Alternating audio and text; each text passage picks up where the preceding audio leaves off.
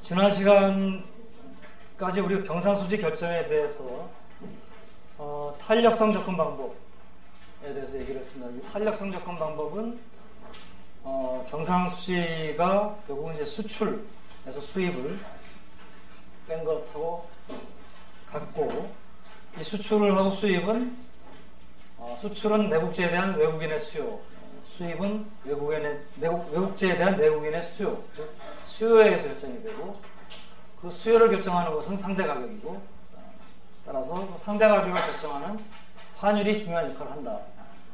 이렇게 이제 한 것이 탄력성 접근 방법입니다. 국내 흡수 접근 방법 또는 국내 지출 접근 방법이라고도 합니다. 영어로 Domestic Absorption Approach를 이제 번역을 한 것이에요.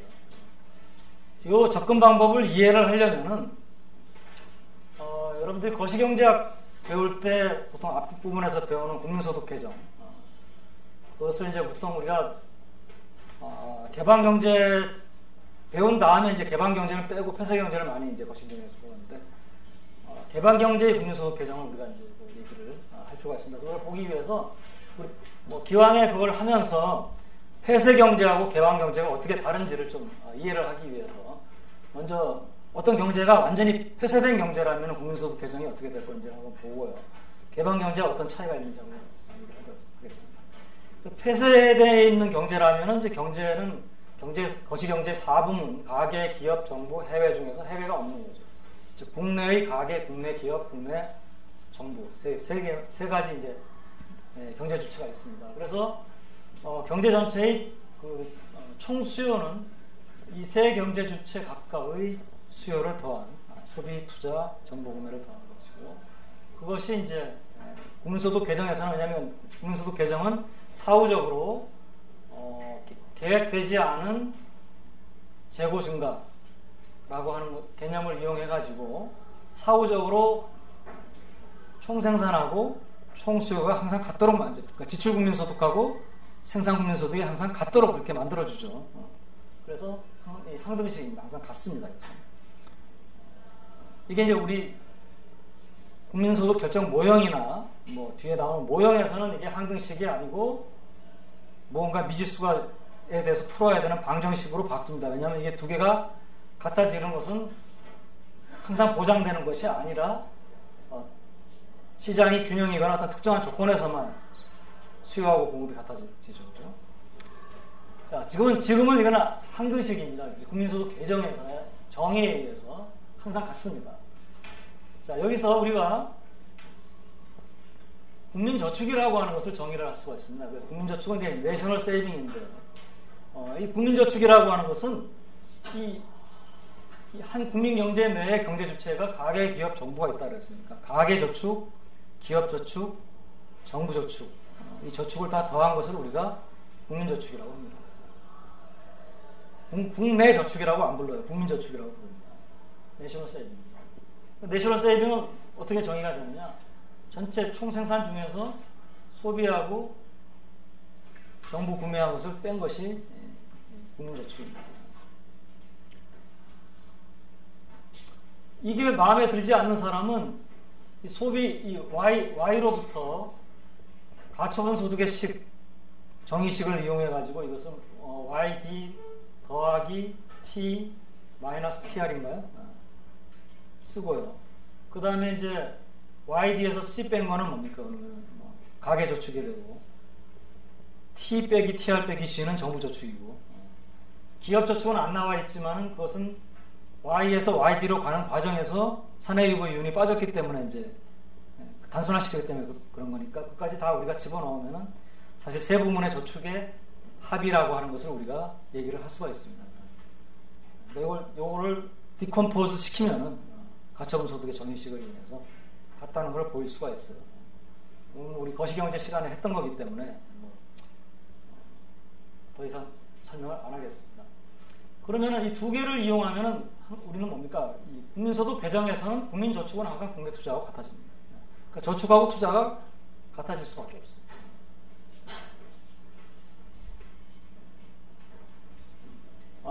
요거를 분리시킨 게 여기 나오는 거죠. 가계저축. 사실은 여기 기업저축도 들어있는 게 맞습니다. 제대로 우리가 YD를 정의를 했다면, 자, 개방경제는 이게 어떻게 달라지는지 한번 봅시다. 개방경제에서는 이제 해외라고 하는 경제 주체가 생기고요. 이 해외는 해외 부문이 이 내국제를 사가는 것은 수출로 잡힙니다. 그런데 개방경제가 되면은 이제 뭡니까? 내국제뿐만 아니고 외국제를 이제 우리가 등장을 하고요.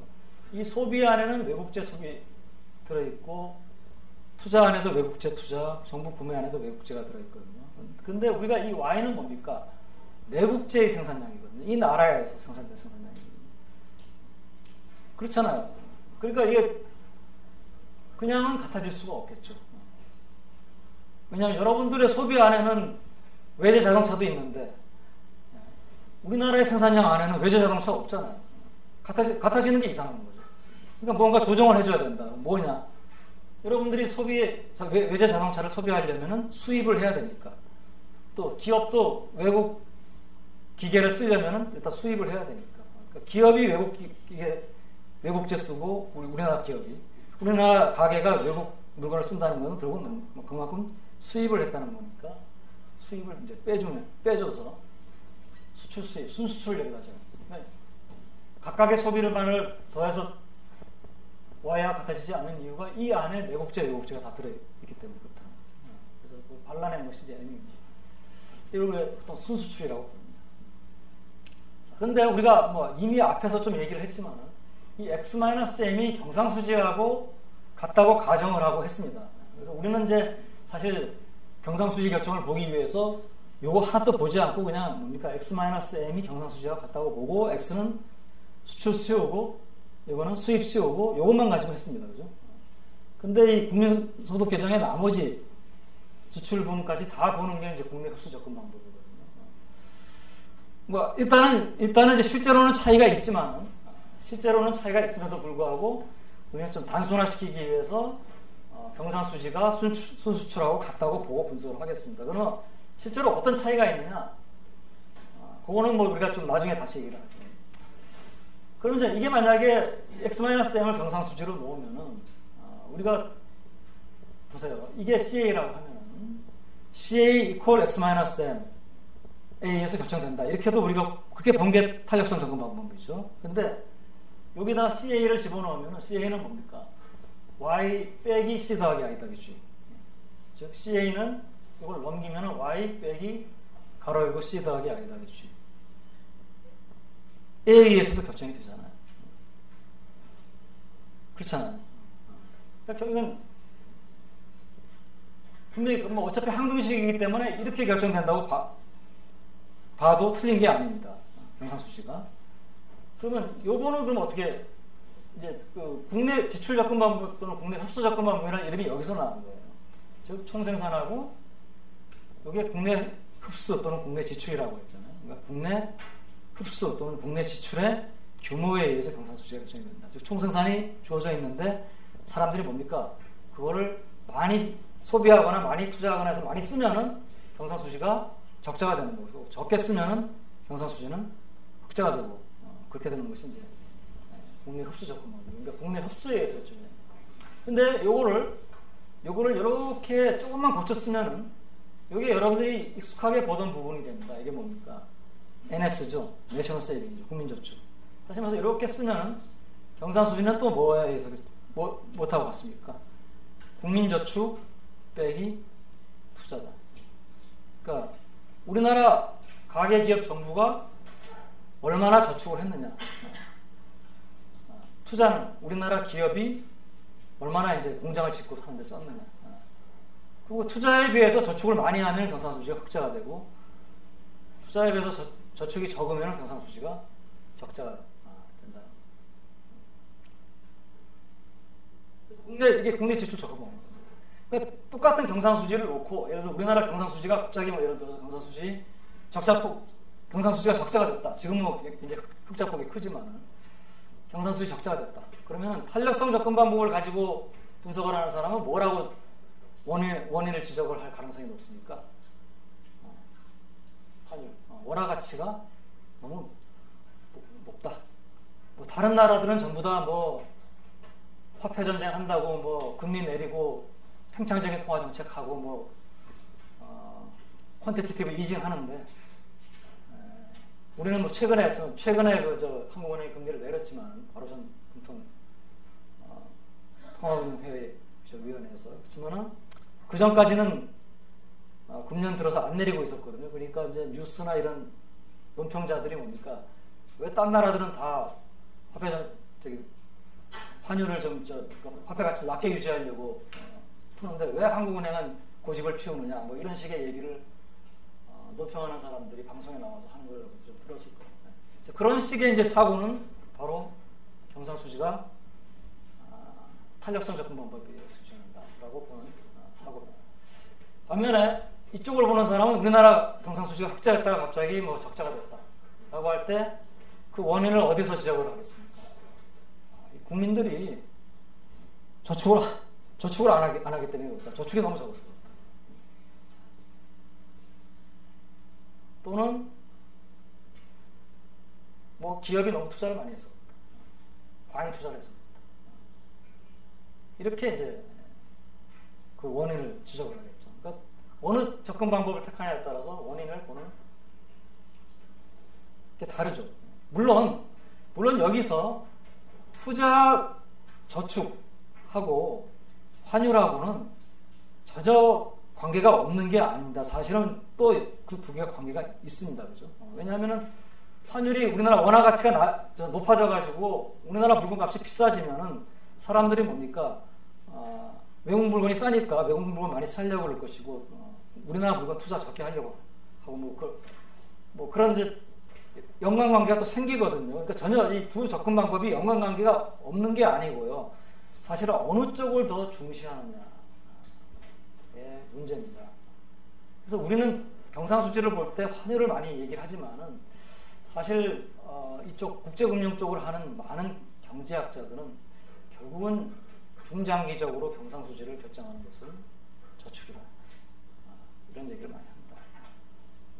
여러분들이 생각하는 시각하고 좀 다르죠. 여러분들은 경상수지 그러면 환율을 많이 생각했을 텐데 사실은 저축.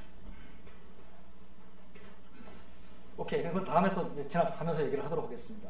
자, 요거를 똑같은 식인데 요거는 뭡니까? 요 식은 뭐라고 부를 수가 있어요? 경상수지는 국민저축하고 투자하고의 차이다. 이때 이 투자는 좀 엄밀하게 얘기를 해야겠습니다. 이 투자는 뭐라고 우리가 불리냐면 국내 투자라고 불립니다. 국내 투자라고 하는 것은 뭐냐면은 기업이 국내에서 이제 공장이나 이것을 짓는 걸 말하는 거예요.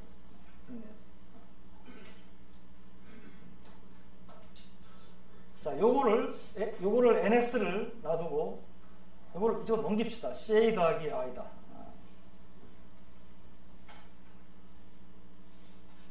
그러면 아까 I는 국내 투자라고 그랬죠. 이거는 이제 뭡니까? 이렇게 놓으면은 이거는 국민저축. 우리나라 가계기업 정부가 한 저축이 두 가지 투자에 사용되는 거예요. 하나는 국내 투자, 이때 CA는 해외 투자라고 불립니다. 경상수지는 우리나라 국민이 해외에 투자를 하는 것으로도 우리가 해석을 할 수가 있다. 또 요거를 이렇게 넘겨가지고 NS 더하기 넘기면 CA 앞에 마이너스가 붙죠.는 I가 됩니다. 이거는 이제 투자인데 국내 투자의 재원이 두 가지 저축에서 올 수가 있다. 하나는 우리나라 국민의 저축. 그 다음에 뭡니까 이거는 경상수지에 마이너스를 붙인 거는 해외 저축이라고 합니다. 해외 저축에 대해서 올 수 있다. 그러니까 똑같은 것이 여러 가지 해석으로 여러 가지로 해석이 될 수 있다. 자, 아까 우리가 순수출을 경상수지로 놓자라고 하면서 엄밀하게는 그렇지 않다라고 얘기를 했습니다. 그러면 보다 엄밀하게 따지면 어떻게 돼야 되는지를 한번 얘기를 좀 하고 차이를 좀 얘기를 하고 전해가겠습니다. 우리가 보통 이제 이 Y 국민소득 규정에서 이 Y를 이제 GDP로 많이 놓습니다. 그죠? Y를 GDP로 놓으면은 이제 국내 총생산 놓으면 그때 X-M은 순수출은 GDP 빼기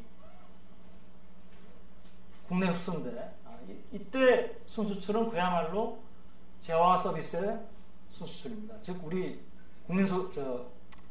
국제수지표에서 경상 계정 밑에 뭐가 네 가지가 있다 그랬죠. 상품 계정, 서비스 계정, 본원소득 계정, 그 다음에 이전소득 계정이 있다 그랬죠. 그 중에서 상품하고 서비스. 왜냐하면 이게 뭐 수출되고 수입되는 물건에는 상품하고 서비스가 다 포함될 수 있으니까. 상품 및 서비스 수지에 가깝습니다. 이때는. Y를 GDP로 보면. 근데 이제 우리가 이 국민소득의 개념으로 여러 가지를 배우는데 그 중에 하나가 총소득이라고 하는 거예요. 총소득은 이제 GDP가 생산면에서 측정한 국민소득이라고 한다면 이제 총소득은 분배면에서 측정한 국민소득이죠. 총소득. 이전에 이제 그 대신에 GNP라고 하는 걸 많이 썼는데 지금은 GNP보다는 GNI를 이제 표준화돼가지고 나도 최근에 교과서 개정하면서 GNI로 바꿨습니다. GNP는 교과서가 완전히 지워버리고. 그러면 이제 원래 GNI하고 GDP의 차이는 뭐냐면 GDP 더하기 국외순 수치 요소소득. 국외순 수치 요소소득이라는 것은 해외로부터 수취한 요소소득에서 해외에 지급한 요소소득을 뺀 거거든요. 근데 이 요소소득이라는 게 뭡니까? 국제수지표에서 본원소득이잖아요. 그렇잖아요. 해외에서 수취한 요소소득, 본원소득인데 해외에서 받은 본원소득, 해외에 지급한 요소소득, 해외에 지급한 본원소득. 그 두 개의 차이가 본원소득 수지죠. 그래서 사실은 GDP 더하기 본원소득 수지가 Y가 만약에 저게 GNI라면 그러면은 이 Y 빼기 CIG 할 때 이 Y 대신에 GDP를 집어넣었을 때는 이게 재화 서비스의 순수죠. 즉 재화 서비스 수지지만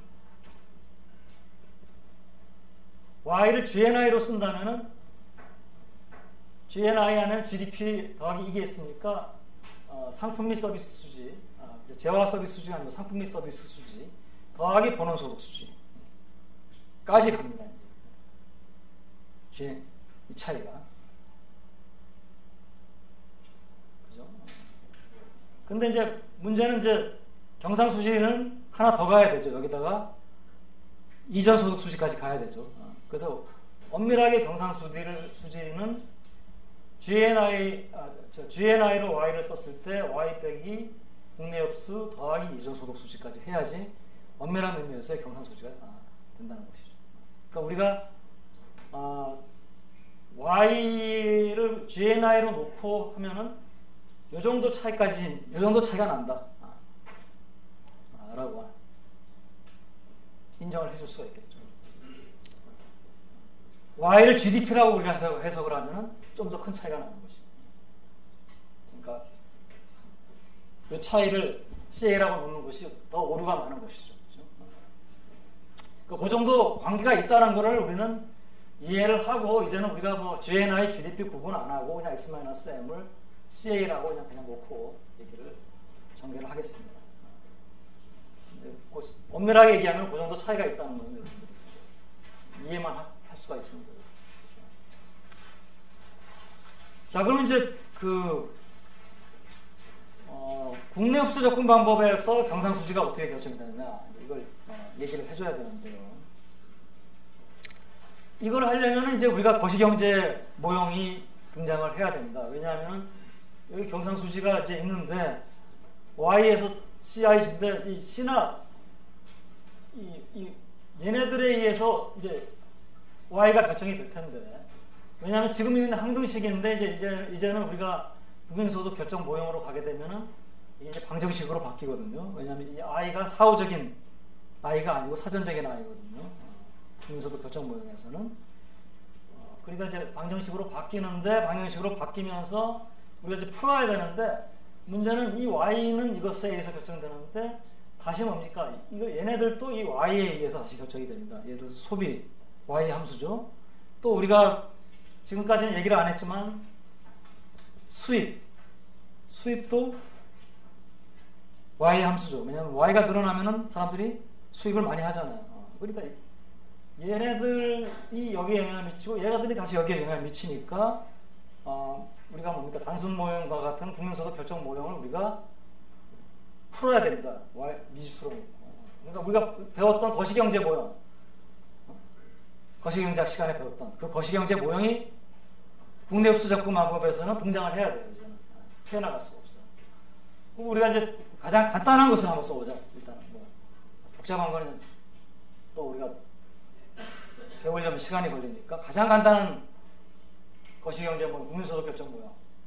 그러니까 국민소득 결정 모형을 피해나갈 수가 없기 때문에 우리가 배운 것 중에서 가장 간단한 게 뭡니까? 단순 모형이잖아요. 단순 모형. 거시경제 시간에 배웠습니다. 그래서 단순 모형 가지고 한번 하겠습니다.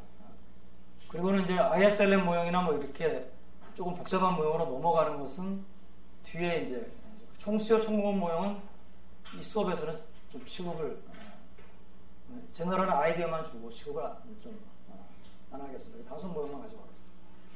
그래서 이제 우리가 개방경제 단순 모형.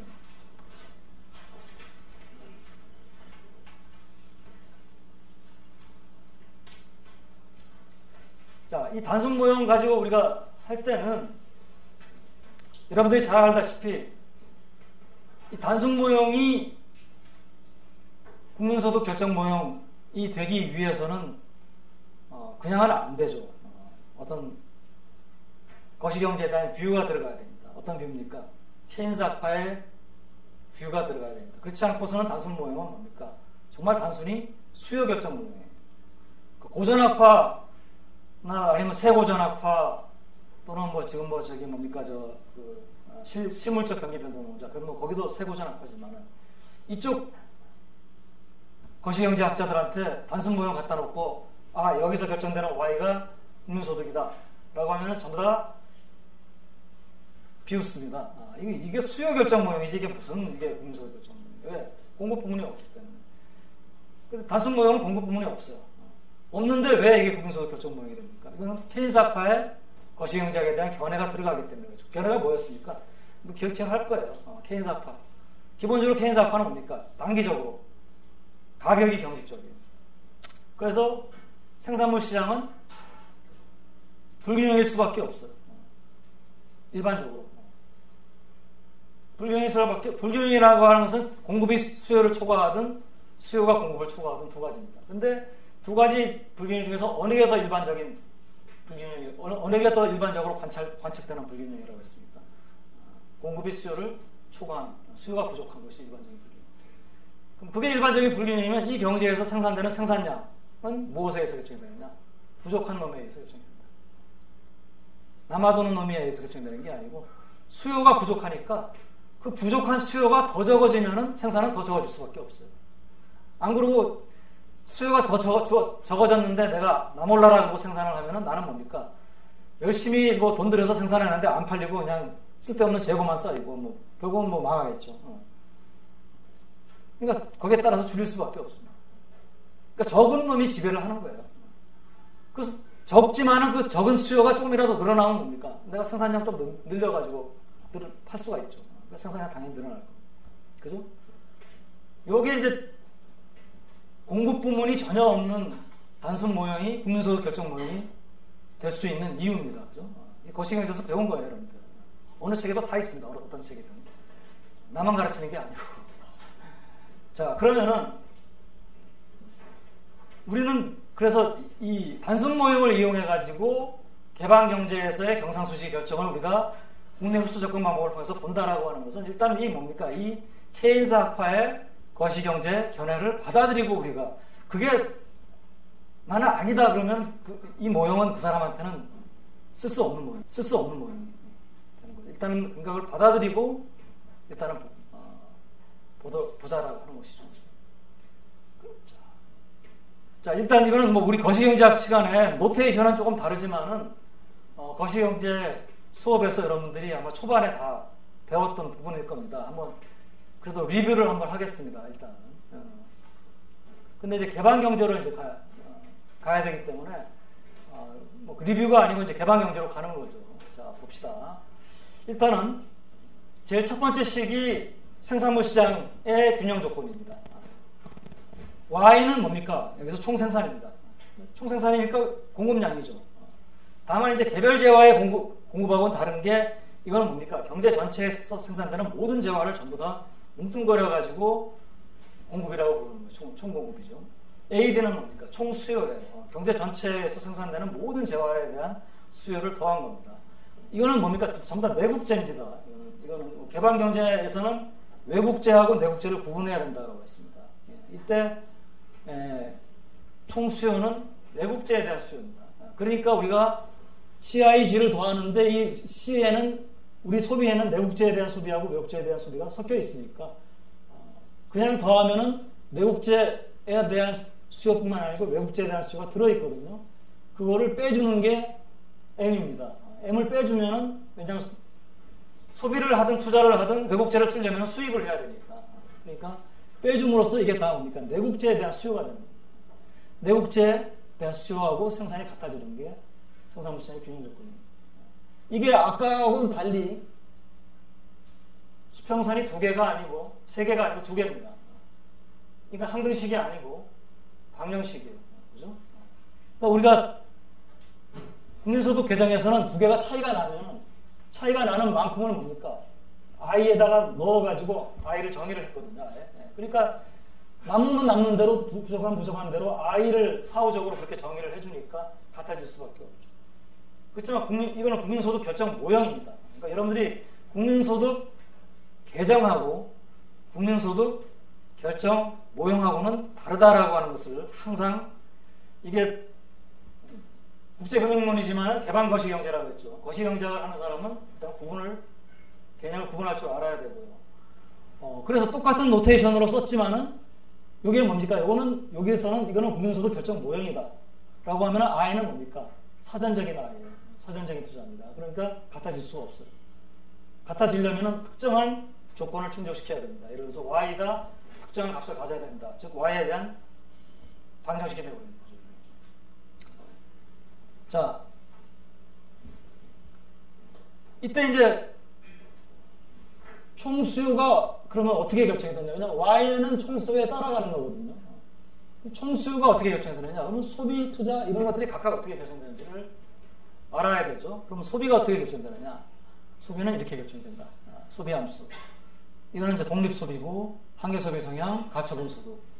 TR은 뭐 이전 지출이나 이런 거 생략하고 그냥 간단하게 썼습니다. 물론 이제 좀 더 자세하게 쓴다면 여기에 플러스 정부로부터 이전 지출이 들어갈 수가 있겠죠. 투자, 제로. 이 제로를 붙인 것은 이게 외생변수입니다. 외생변수입니다. 외생변수라고 하는 것은 이 값이 외부에서 결정돼가지고 주어집니다.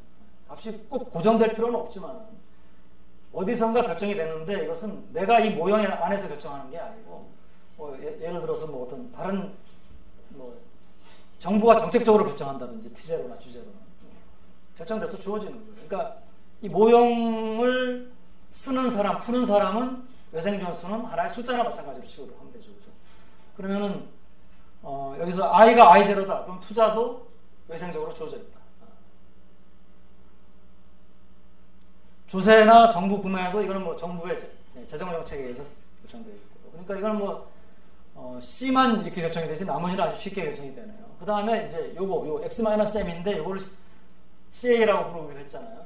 CA는 두 파트로 구성이 됩니다. CA0 -M 이렇게 구성이 되고요. 요거는 이제 뭡니까? 외생적으로 결정되는 부분이고 요거는 이제 내생적으로 Y에 의존하는 부분인데 그럼 요 함수는 어떻게 나왔느냐? 그러니까 요 함수가 나온 것은 이제 다음과 같은데 요거는 우리가 앞에서 배웠던 탄력성 접근 방법하고 연관을 우리가 지을 수가 있습니다.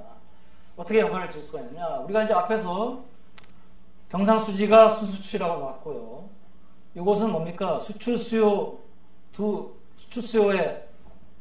요거는 뭡니까? 내국제에 대한 외국인의 수요고 이거는 외국제에 대한 내국인의 수요입니다. 이게 뭐 어떨 때는 XD가 X스타가 됐다가 M이 됐다가 뭐 자꾸 바뀌는데 이쪽 부분은 이제 수입 수요입니다. 그러면은 무엇에 의해서 상대 가격 시스템을 우리 썼죠. 그 다음에 요거 수요는 가격하고 소득의 함수인데 요거는 우린 내국제에 대한 외국인의 수요니까 여기에 들어가는 소득은 외국인의 소득에 들어갑니다. 그래서 스타가 붙어 있는 것은 여기서는 해외를 나타냅니다. 해외.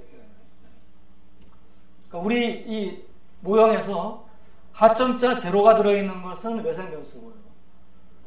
상점자 스타가 들어있는 것은 해외의 소득 수준입니다. 그 다음에 요거는 이거 뭐 여러분들 탄력성 적응방에서 봤던 거죠. 이거는 수입인데, 요게 수출제하고 수입제는 서로 재화의 단위가 다르기 때문에 모든 걸 뭡니까? 내국제 단위로 환산을 시켜준 거죠. 그래서 Q를 곱한 것이고요. 상대 가격이고, 이거는 뭡니까? 외국제에 대한 내국인의 수요니까 우리나라의 소득이 이제 중요하죠. Y가 들어요. 둘 다 소득의 증가함수고, 실질 환율의 경우에는 요거는 실질 환율이 Q 값이 상승하는 것은 외국제 값이 비싸진다라고 했죠. 왜냐하면 우리가 Q를 SP 스타 나누기 P 또는 EP 스타 나누기 P니까 값이 올라가면 외국제가 비싸지니까 수출은 늘어나겠죠. 그죠? 그러니까 이거는 우리가 굳이 이제 부호를 따진다면 플러스 부호가 되는 것이고, 요거는 마이너스 부호가 된다. 이건 우리가 이제 그렇게 우리가 이미 앞에서 했기 때문에 뭐 여러분들이 뭐 다시 길게 얘기 안 해도 이해하리라고 생각합니다. 자, 요거를 이렇게 이제 단순화시킨 거예요. 그럼 단순화시킬 때는 우리가 왜 이렇게 단순화시켰냐 하면은 사실은 우리가 모든 걸 전부 다 선형으로 나타내기 위해서 선형할 수 있어요. 단순화시킨 거예요. 실제로는 이게 비선형으로 놓고 풀어도 풀 수는 있어요. 문제를 푸는 거는 뭐 사실 뭐 함수의 형태만 주어지면 다 풀 수는 있는데, 어차피 방정식이고 미지수는 y 하나거든요. 그러니까 뭐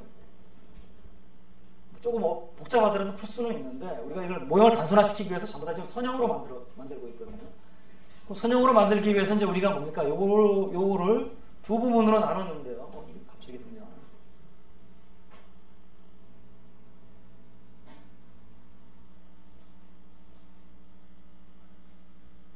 요걸 꺼야 되나? 꺼져버렸네.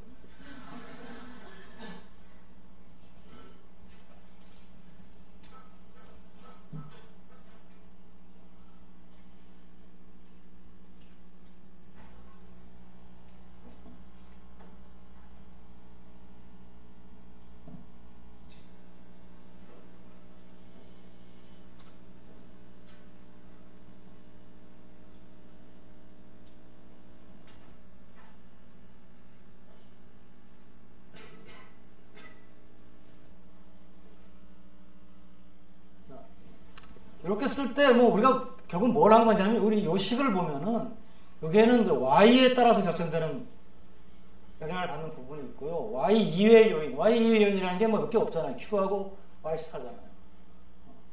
a에서 영향을 받는 부분이 있습니다. 그래서 q하고 y 스타에 의해서 영향을 받는, CA가 영향을 받는 부분을 CA 제로라고.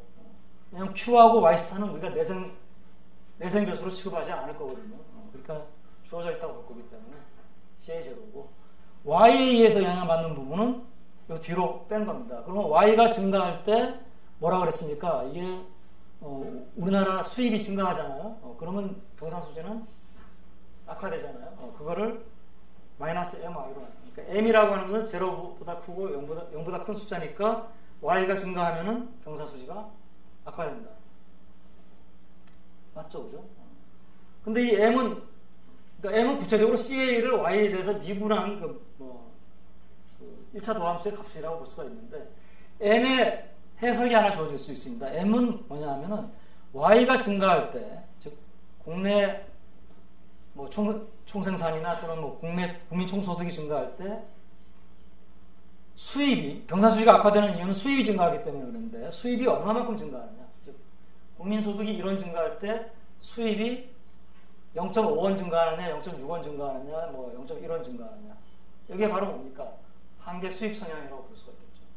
마치 우리가 소득이 1원 증가할 때 저축이 얼마나 증가하느냐, 한계 저축 성향이라고 불렀고, 한계 소비 성향을 불렀듯이 한계 수입 성향이라고 볼 수가 있습니다. 그래서 되게 우리가 한계 수입 성향은 0보다 크고 1보다 작다. 그래서 CA 제로는 그러면은 실질 환율하고 해외의 소득 수준을 반영하는 것인데, 해외 소득 수준이라서 해외 경기죠. 어떻게 반영을 하느냐, 어떻게 결정이 되느냐. 자, 일반적으로 이제 Q가 증가한다는 것은 이제 실질 환율에서 외국제 가격이 내국제보다 비싸지는 거잖아요. 그러니까 실질 절하가 일어난다, 이렇게 얘기를 하잖아요. Q가 증가하는 경우에 경상수지에 어떤 영향을 미칩니까? 순수출에. 마셜 언어 조건이 성립되는 데 달려있죠. 마셜 언어 조건이 성립되면 경상수지 개선되고, 성립이 안 되면 악화되는데, 둘 중에 하나를 골라야 되는데, 일반적으로 우리가 뭡니까? 시간이 충분히 흐르면 마셜 언어 조건이 충족되는 방향으로 간다. 제곱선 효과가 그렇다고 했잖아요. 그러니까 우리는 시간이 좀 어느 정도 흐른 경우를 좀 분석을 하자. 그래서 그냥 우리가 마셜 언어 조건이 충족된다면, 여러분들이 좀 걱정이 된다면, 마셜 언어 조건이 충족된다면 Q의 증가는 CA0의 값을 증가시킨다. 그죠?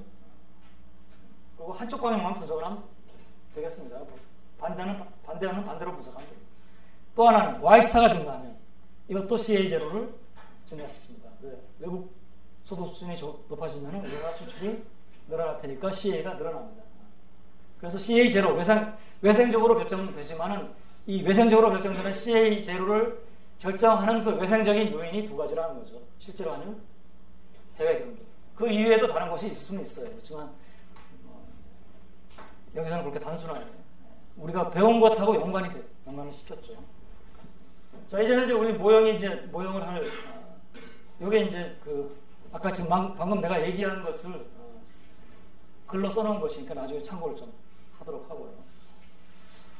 자, 이걸 이제 우리가 분석을 할 텐데, 사실 여러분들이 수식을 잘 다루고, 그 다음에 이 모형이 전부 다 선형 모형이기 때문에 이거 풀어가지고 Y 구하는 거, 이거 정말 간단한 거죠. 간단한 건데, 요거를 이제 우리는 일부러 어렵게 하려고 그런 건 아니고, 여러분. 그림을 가지고 한번 보자 이거죠. 그래서 이제 그림을 보는데, 그림을 이렇게 이제 그림을 그릴 겁니다.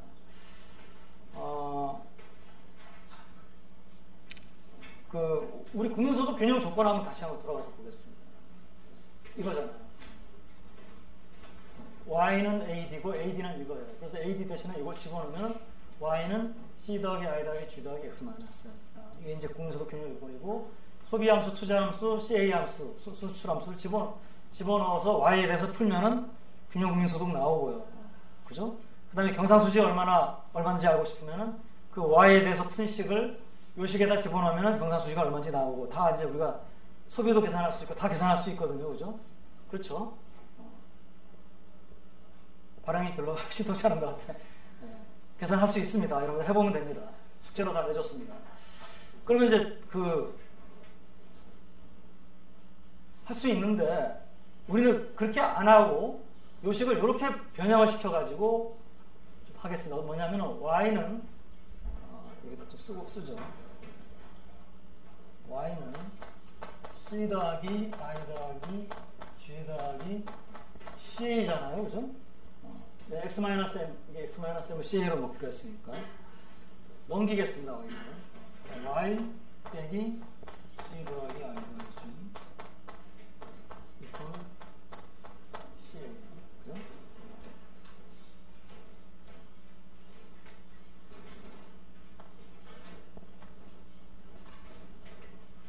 또는 요거는 뭐하고 같으냐면 NS-I하고 같다고 그랬어요. 그죠?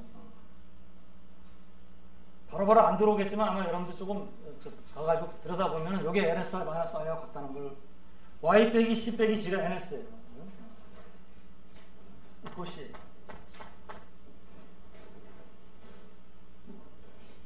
그래서 요 조건에서 미지수 Y를 푸나 이 조건에 의해서 미지수 Y를 푸나 어차피 같은 식이기 때문에 같은 값이 나옵니다. 그런데 우리는 요거를 이용하겠다는 거예요. 지금 요거를 이용하고 요걸 이용하되 그림을 그리겠다는 겁니다. 어떻게 그림을 그리냐 하면은, 여러분들이 이거를 여기다가 여러분들이 이제 저걸 한번 우리가 여기서 소개한 소비함수 이거 다 대입을 한번 해보세요. CA는 뭡니까? 여기 있잖아요. CA0 빼기 MR입니다. 그럼 이게 Y 함수죠. 또 이쪽도 NS-I도 이게 Y에서 CIG 뺀 건데 CY 함수고 IG는 전부 다 외상적으로 주어져 있습니다. 이것도 Y 함수입니다. 그러니까 어차피 이쪽도 Y 함수고 이쪽도 Y 함수고 양쪽에 Y가 미지수 갖게 되는 미지수 Y 값을 구한 게 이제 균형분명 소득이에요. 그죠? 근데 그렇게 안 하고 우리는 뭐냐면은 이렇게 하겠다는 거예요. 이렇게 해가지고요. 이쪽을 Y축으로 놓고요. Y축으로 놓고 여기다가 NS-I 도 그리고 왜냐면 이게 Y의 함수니까 이거 Y의 함수로서의 NS-I를 그래프를 그릴 수가 있잖아요.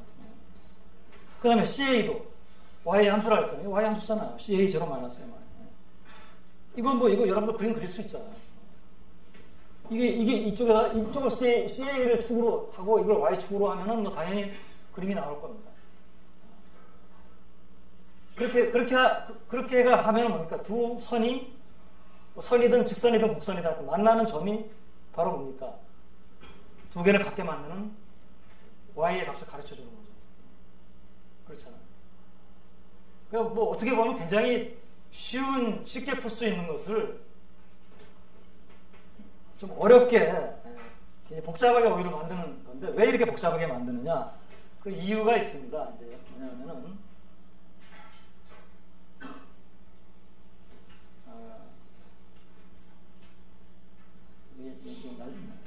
나중에 다시 소개할게요.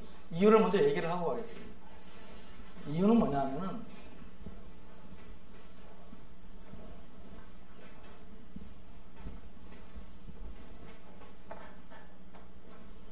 실제로 Y고 여기다 NS-I고 CA는 지금 우리가 이제 이걸 도출을 할 텐데요.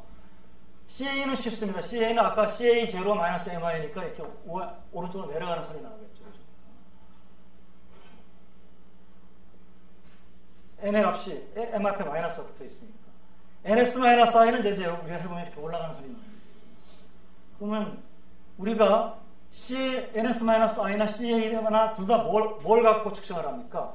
이 축으로부터 수직거리, 선까지의 수직거리로 측정을 하잖아요.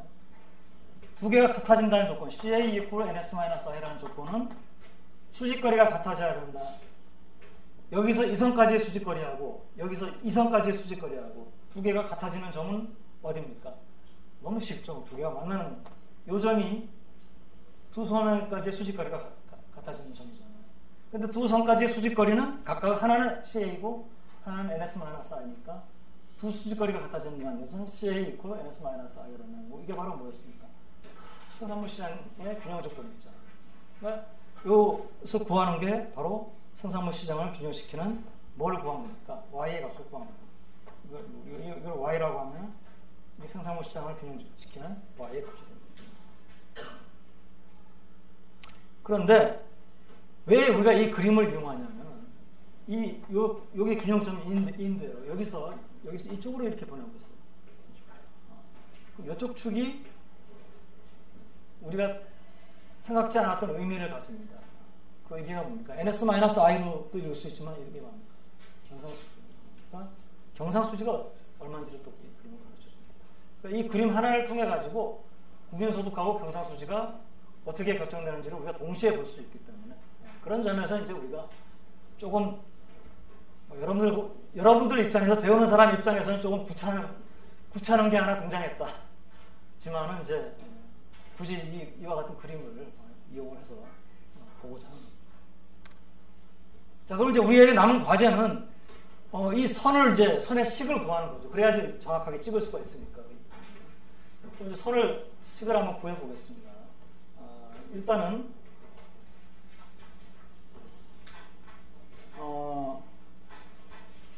지금 CA는 NS-I인데요. 그 NS-I를 구하기 위해서는 이런 식으로 이제 하면 돼요. CA는 뭐 이미 있으니까. 여기 내가 저기 파워포인트를 복잡하게 쓰긴 썼는데 내가 지금 보니까 전혀 도움이 안 되는 파워포인트인 것 같아요. 빨리 다시 쓸게요. NS-I인데요. NS-I는 뭐겠습니까? Y 빼기 C 빼기 C 더하기 I가 H였죠. 좀 정확하게 NS는 Y 빼기 C 빼기 G입니다. 이게 내셔널 세미나 빼기 I 마이너스 I.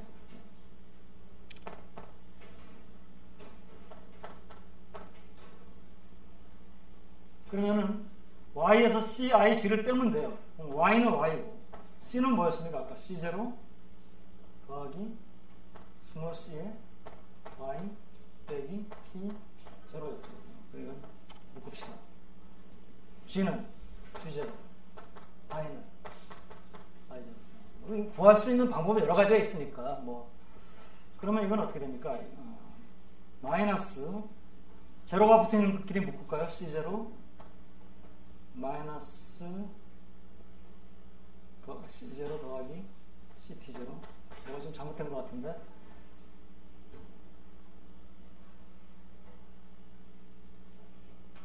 마이너스가 붙어있으니까 이건 마이너스가 들어가야겠죠.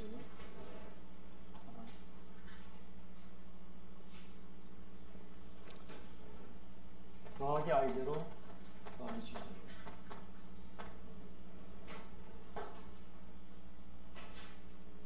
하면 아마 부호가 다 맞아 들어갈 겁니다.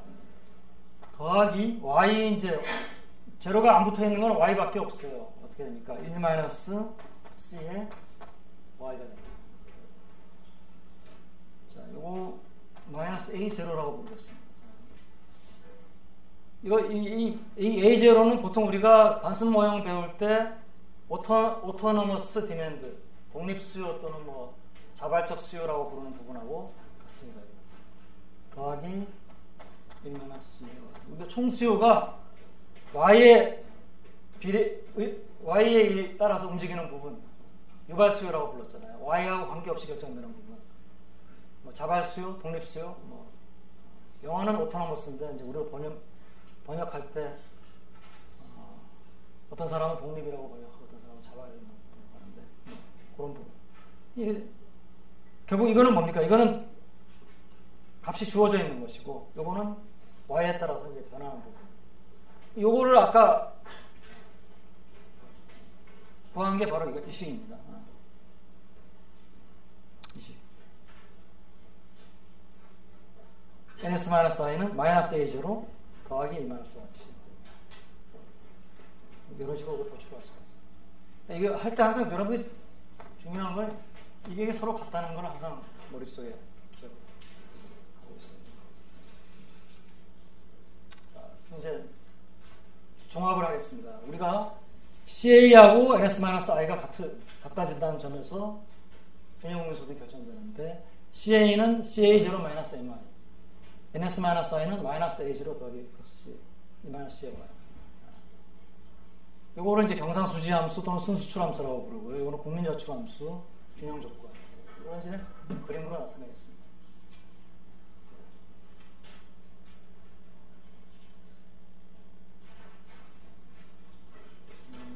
여기는 CA이고 엄밀하게 얘기하면 NS가 아니고 NS-I라고 부르는 게 맞습니다. NS-I라고 부르는 게 맞고요. CA는 CA0-MI이기 때문에 기울기가 마이너스 M이기 때문에 이렇게 우하향하는 기울기를 갖고 있고 NS-I는 마이너스 A0 더하기 1-인데 한계소비 성향이 0보다 크고 1보다 작은 숫자이기 때문에 양수입니다. 그래서 우상향하는 기울기를 가지고 있고 절편의 값은 마이너스 A0가 될 텐데 그래서 예를 들어서 마이너스 A0가 만약에 여기 있다면은 NS-I가 이렇게 그립니다.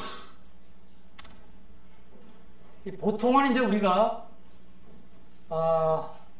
이 Y축, 세로축의 값이 0인 이 수평축을 제일 밑에다가 그림을 그리는데 여기서는 뭡니까? 이 축이 경상수지고 경상수지가 플러스의 값도 되고 마이너스의 값도 될 수 있기 때문에 이게 0인 축을 중간 정도에다 이렇게 그려놓습니다. 왜냐하면 이게 밑에 있으면은 그보다 더 밑에서 만나지면 되는데 어렵기 때문에 이렇게 그림을 그리고요. 그럼 만약에 이게 이제 현재 이 경제의 NS-I 선이고 이게 CA 선이다. 그러면 두 개의 선이 만나는 이 점이 그래서 이제 생산물 시장의 균형을 이루는데, 즉 균형을 이룬다는 것은 총수요하고 총생산이 같아진다는 얘기인데, 그때 그러면 균형을 이루는 상태에서의 총생산은 어떻게 되느냐?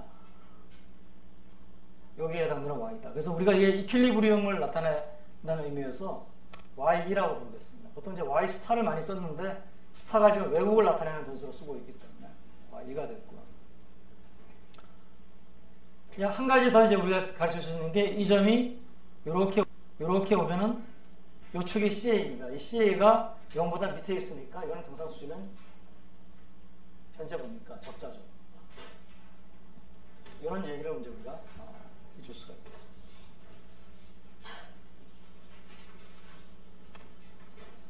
자, 아까 이 모형이 국민소득 결정 모형이 되기 위해서는 기본적인 가정이 필요하다라고 했습니다. 그거 더하기 이제 우리가 지금 현재는 뭡니까? 지금 처음에 이 렉처를 시작하면서 얘기했듯이 자본의 국제 이동성이 제약되어 있고, 그죠?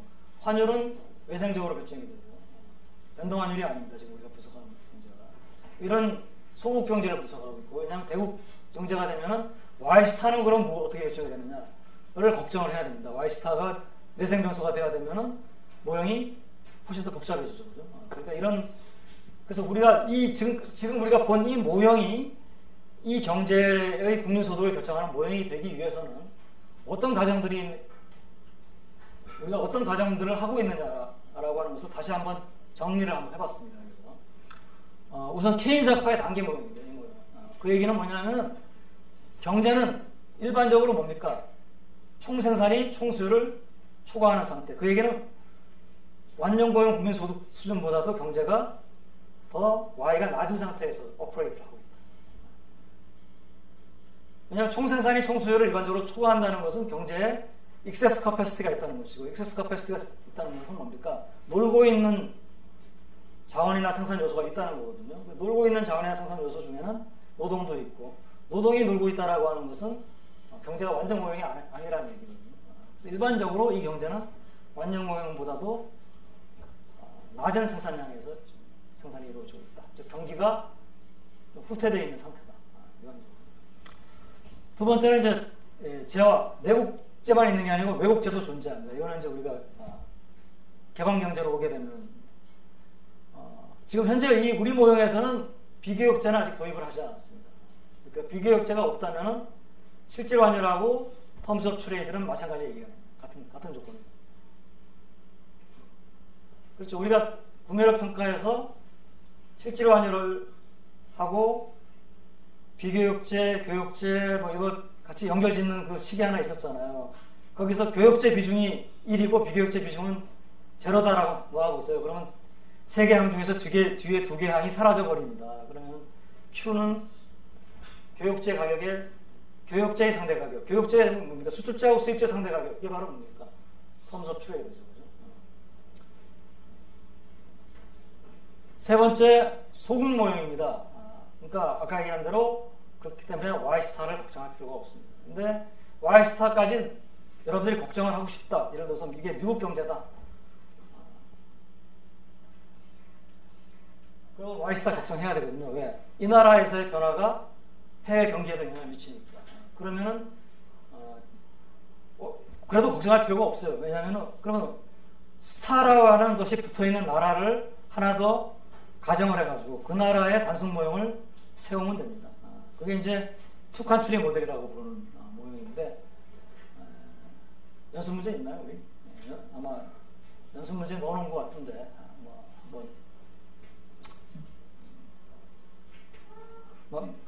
맛만 좀 보기 위해서. 그 다음에 이제 우리가 국제 자본이동에 대해서 국제 자본이동은 제약이 돼 있다, 제한돼 있다. 아까 조금 더 현실적으로 얘기하자면은 자발적인 이제 자본이동은 지금 금지가 돼 있고 보정적인 자본이동, 즉 경상수지가 적자가 나려면은 내가 뭔가 번 게 없는데 쓸 외환은 있어야 되잖아요. 그걸 꼬을 수는 있다는 얘기죠. 그런 의미에서는 이제 자본이동이 있을 수 있는데 그건 보정적이다. 환율은 외생적으로 결정된다. 그러니까 환율이 외생적으로 결정되는 환율제도는 보정환율제도, 그리고 뭡니까?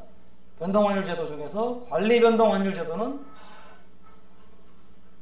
당국이 환율의 움직임을 통제를 하고 관리를 한다는 의미에서는 어느 정도 외생적이고 움직이기는 하지만 그래서 거기도 적용할 수 있다. 할 수 있다는 얘기입니다. 자, 이제 모형을 우리가 배웠기 때문에 항상 여러분들은 이제 배우는 입장에서는 모형을 하나 소개를 이렇게 하면은 이제 뭐 모형만 해도 충분히 복잡한데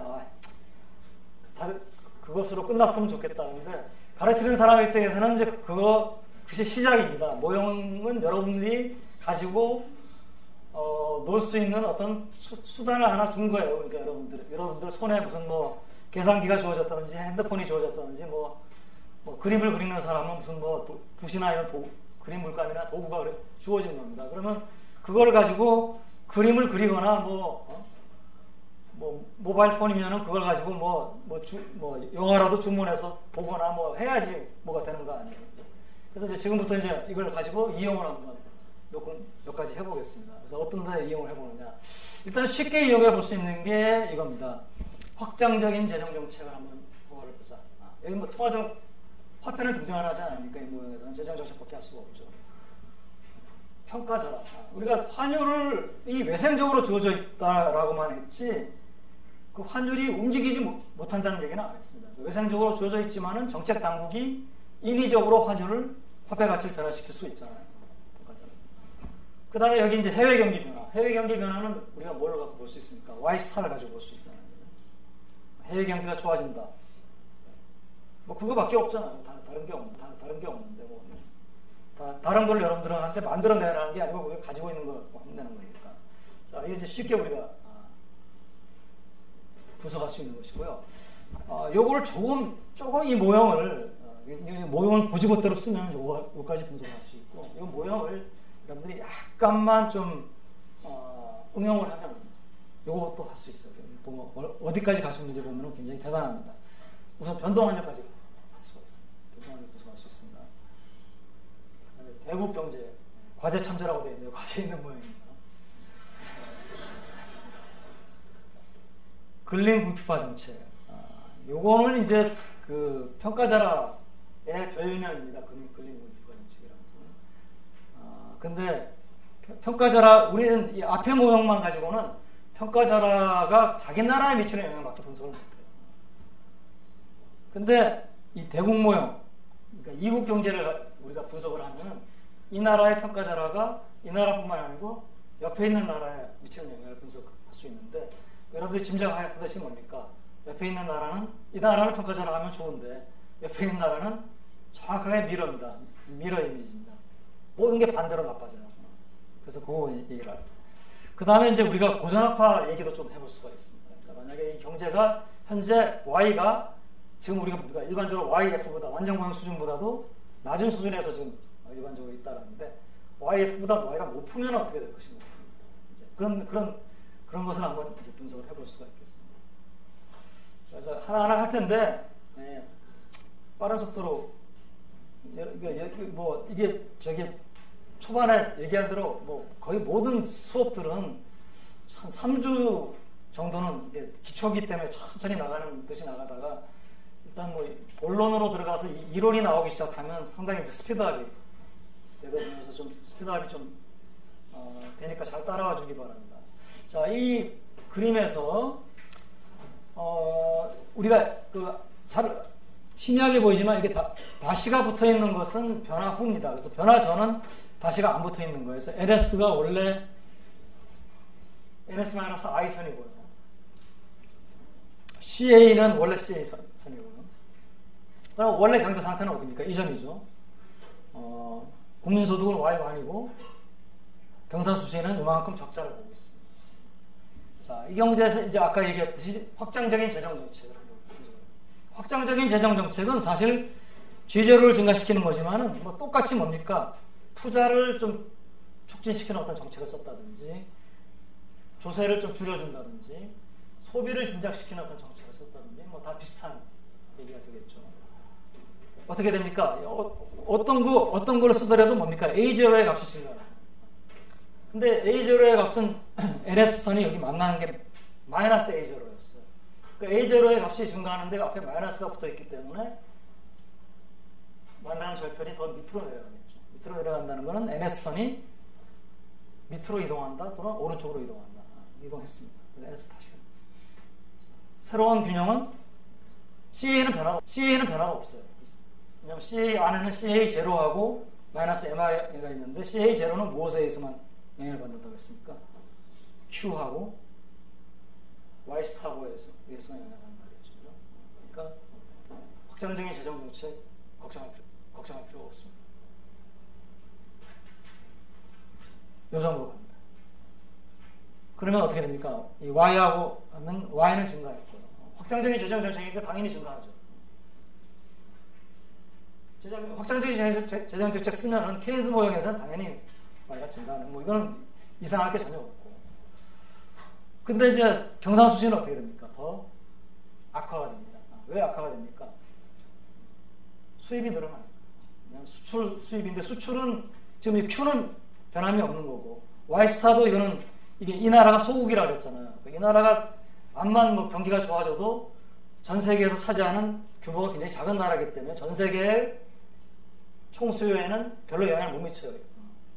이 나라에만 영향을 미칩니다. 그게 소국 경제 과정이라고 그랬잖아요. 이 나라가 미국이 아니에요. 이 나라는 뭐 사실 소국 경제 과정은 뭐 우리나라만 하더라도 뭐 완전히 소국 경제는 아닐 수도 있어요. 그렇지만은 뭐 하여튼 그렇게 분석하는 해도 큰 지장이 없다. 라고 한다면 사실 그러니까 뭐 IMF나 이런 데서 세계 경제 시뮬레이션 하면서 우리나라 대국 경제로 놓고 전혀 하지는 않습니다. 소국 경제로 놓고 하지. 그러니까 뭐 이거는 뭐 단순화를 하지만 단순화가 해롭지 않은 단순화죠. 오케이. 자, 정부 지출 얘기했습니다. 환율 변화. 자, 환율이 외생적으로 조져 있는 환율이 올라가는 변화가 되겠습니다. 이거는 고정 환율제에서 환율이 올라가면 이게 환율이 직접 표시법 되게 쓰고 있으니까 직접 표시법에서 환율이 올라간다. 이거는 그야말로 평가 절하라고 우리가 불러줄 수 있죠. 그래서 평가 절하의 효과를 보는 겁니다. 자, 평가 절하 효과인데 어떻게 됩니까? 우리가 Q에 일단 평가자 환율이 영향을 미칠 수 있는 건 Q가 P분의 EP 스타죠. 또는 뭐 SP 스타. P나 E나 S나 우리 같은 거라고 그랬고요. 여기 올라갑니다. 근데 P는 뭡니까? 이것은 물가인데 기본적으로 케인스의 단기 모형이라고 했죠. 단순 P는 경질적으로 주어져 있습니다. 가격은. 그러니까 E의 상승은 결국은 Q의 상승입니다. 즉 실질 절하를 말합니다. 외국 물건의 값이 내국제에 비해서 비싸집니다. 마샬 언어 조건이 충족이 된다면 이것은 뭡니까? CA 제로의 값을 증가시킨다고 했죠. 왜 그런지는 다시 얘기할 필요 없죠. 우리가 뭐 지난 두 강좌를 거기다 썼으니까. 그러면 이제 어떤 변화가 생깁니까? 원래 CA NS-I 선 만나는 점이 A였다라고 하면 이번에는 이제 뭡니까? 평가절하에서 영향을 받는 것은 NS-I 선은 직접적으로 영향을 받지 않습니다. 왜냐하면 C0, I0 전부 다 외생적으로 주어져 있는데 QA에서 영향을 받는다고 하진 않았거든요. QA에서 영향을 받는 것은 CA0가 영향을 받는다 그랬죠. CA0 값이 커진다 그랬죠. 그러니까 만나는 점이 더 위로 보이겠죠. 오른쪽으로 이동해요. 그러면 두 선이 만나는 점, CA-로 이동하면 두 선이 만나는 점은 A에서 C로 이동하고 그러면 Y는 늘어나고요. 그 다음에 또 경상수지는 개선이 됐죠. 마이너스에서 플러스로. 만약에 뭐 꼭 플러스로 되지 않고 뭐 약간만 늘어났다면 마이너스에서 마이너스지만 경상수지 적자폭이 줄어드는 거니까 개선된다고 얘기를 하죠. 자, 이게 보통 우리가 평가절하가 왜 누이 좋고 매부 좋고 지를 보여주는 겁니다. 평가절하를 하게 되면은 경기도 좋아지고 경상수지도 개선됩니다. 경상수지가 항상 흑자일 꼭 그럴 필요는 없다라고 이제 얘기를 하지만 그래도 항상 적자인 것보다는 항상 흑자인 게 좀 낫습니다. 그죠? 과연 그런지는 나중에 또 다시 얘기를 하죠. 항상 적자인 상태에서 영원히 그것을 지속할 수 있으면 그보다 더 좋은 건 없죠. 왜냐하면 경상수지가 항상 적자인 것은 마치 뭡니까? 가게가 항상 빚을 내가지고 빚을 내서 뭡니까? 그만큼 소비를 많이 할 수 있다는 얘기거든요.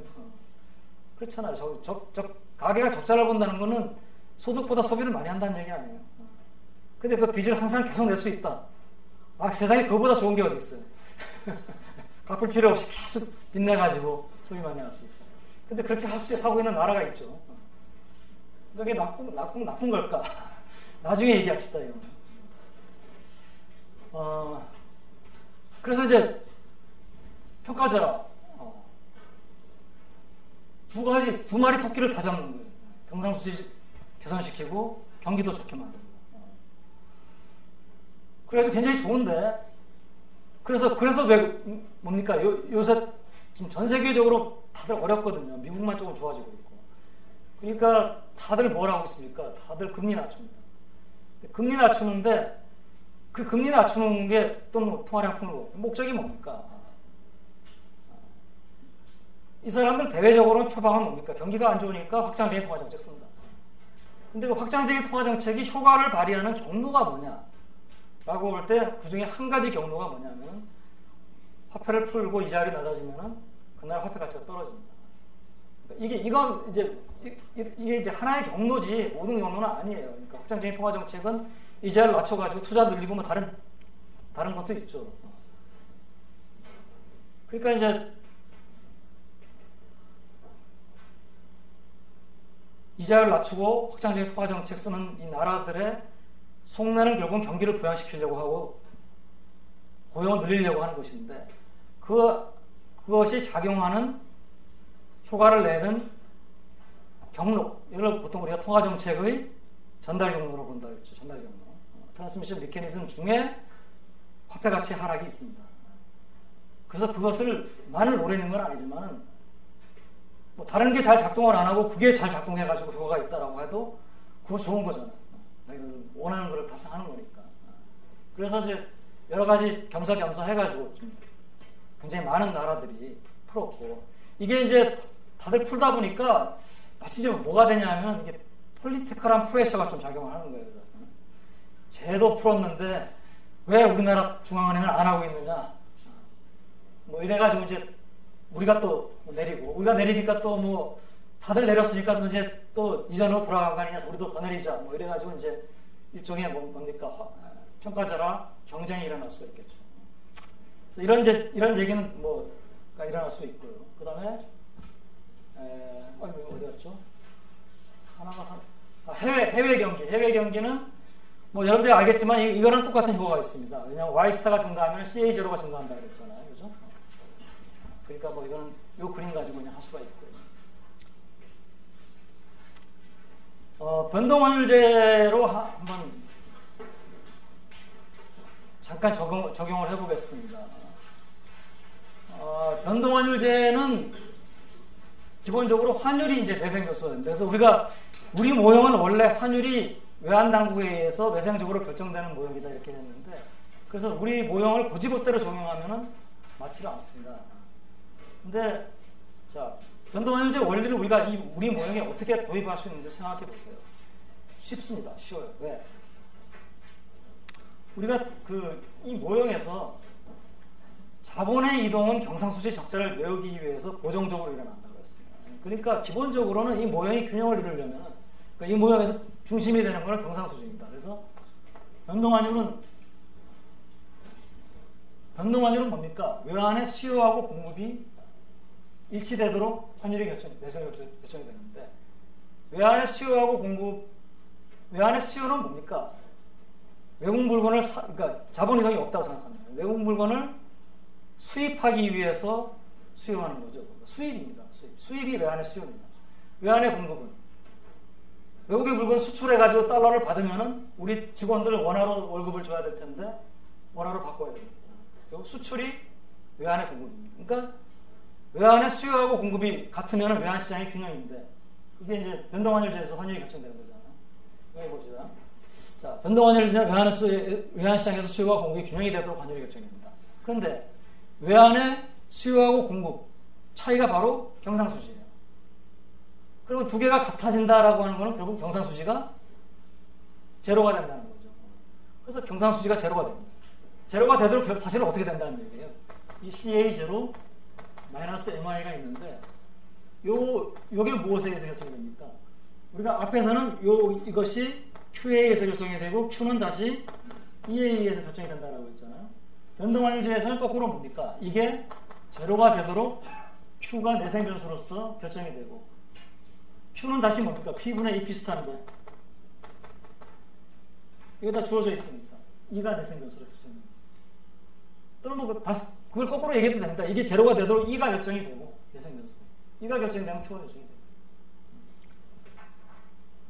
그러니까 결국 뭡니까? 우리가 변동환율제에서 는 뭡니까? E나 Q의 값이 얼마로 결정되는지는 우리가 걱정할 필요가 없어요. 우리가 단지 아는 건 뭡니까? 변동환율 제도의 원리에서 자동적으로 뭡니까? 경상수지가 균형을 이룰 것이다. 그렇게 되도록 환율이 움직인다는 얘기죠. 자, 그러면은 이제 우리가 자, 이 차단효과인데요. 차단효과가 뭐냐면요. 변동환율 제입니다. 아까 Y스타가 감소한 경우를 생각해 봅시다. Y스타가 해외 경기가 안 좋아집니다. 그러니까 예를 들어서 우리 글로벌 금융위기 때 유럽, 미국 경기가 안 좋아졌어요. 그러니까 우리나라가 제일 크게 타격을 입는다고 IMF가 그랬잖아요. 왜? 우리나라 대외유전도가 제일 높은 나라니까. 대외유전도가 굉장히 높은 나라니까. 그러니까 국제적으로 경기가 안 좋아지면 우리나라가 순수출이 굉장히 크게 줄어들고 따라서 경기가 안 좋아질 거라고. 자, 근데 변동환율제라면 어떤 일이 일어났겠느냐? 그림이 어떻게 달라요? 변동환율제는 이 CA가 항상 제로입니다.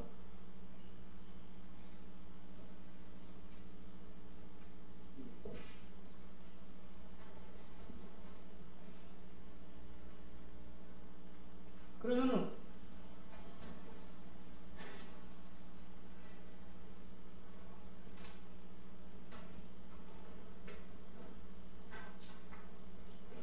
어떤 변화가 있냐면요.